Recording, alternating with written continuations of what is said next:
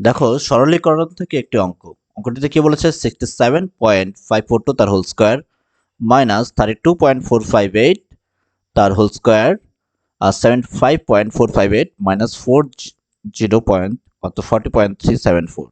ওকে, তো কি করতে হবে এটাকে?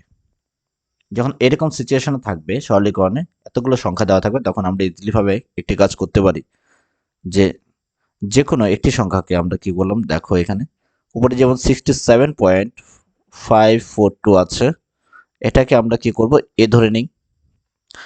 আর 32.458 এটাকে আমরা বি ধরে নিই। তাহলে এখানে ফাইনালি কি হচ্ছে, এই জায়গার সিচুয়েশনে এখানে আমাদের হচ্ছে এ স্কোয়ার মাইনাস এই জায়গার সিচুয়েশনে কি হচ্ছে বি স্কোয়ার।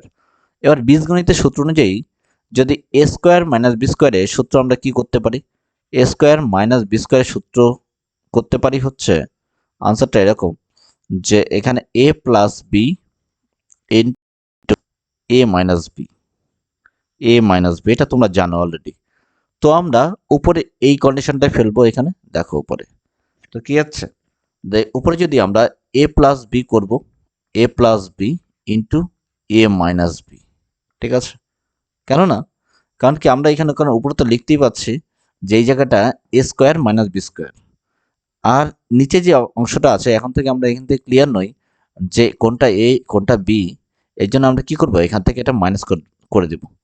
যদি আমরা এখানে 75 থেকে, ঠিক আছে, 75.458 থেকে 40.374 মাইনাস করি, তাহলে কি দাঁড়াচ্ছে, মাইনাস করলে 8 থেকে 4 বাদ দিলে 4 হচ্ছে, 7 15 8 হবে এখানে, আর 3 4 0 পয়েন্ট, এখানে হচ্ছে 5ই হবে আর হচ্ছে 3, তো নিচে হচ্ছে 35.084, তাই না?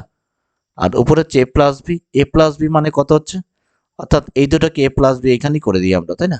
এখানে করতে পারি এ প্লাস বি যদি করে দিই তাহলে কত হচ্ছে, এই দুটো যোগ 8 আর 10 শূন্য হাতে আছে 1, 5 আর 9 একে 10 শূন্য হাতে আছে 1, 5 আর 9 আর 10 শূন্য হাতে আছে 1, 7 2 9 একে 10 শূন্য হাতে আছে 1, 7 3 9 একে 10, অর্থাৎ 100 হচ্ছে। তো এ প্লাস বির মান কত দাঁড়াচ্ছে, 100 হলো, 100.00, এটা জিরো নিয়ে ভাবার দরকার নেই এখান থেকে।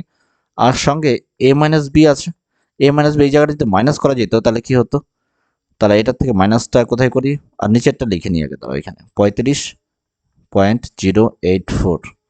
আমি আশাবাদী যে এই মানটাই আসবে উপরে, দেখি বাদ দেওয়ার পরে 67.542 থেকে 32.458 যদি মাইনাস করি, 8 12 4 হলে 5 14 হবে, 5 এখানে 6 হলো, 6 14 হবে, 8 হলে এখানে জায়গায় 5 0 হচ্ছে, 7 থেকে 2 বাদ দিলে হচ্ছে 5 হয়, আর 3 হচ্ছে 35.084, 35.084, তাই না?